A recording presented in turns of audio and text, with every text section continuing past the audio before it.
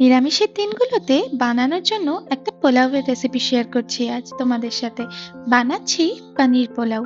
কড়াইতে সাদা তেল আর ঘি গরম করে টুকরো করে কেটে রাখা পনিরগুলো ভেজে নেব, একটু লাল করে ভাজবো।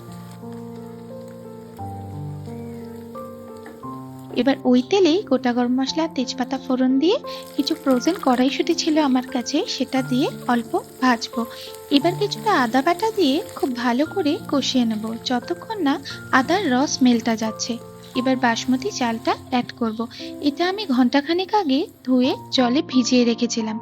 7 থেকে 8 মিনিট মতো চালটা দিয়ে ভাজতে হবে। চালটা যত ভালো ভাজা হবে তাতে পোলাওটা ততটাই ঝরঝরে হবে। এবার চালের পরিমাণে ডাবল জল দিয়ে দেব। ভেজে রাখা পনির, কাজু কিশমিশ আর নুন অ্যাড করব। সবকিছু ভালো করে মিশিয়ে ঢাকা দিয়ে দেব।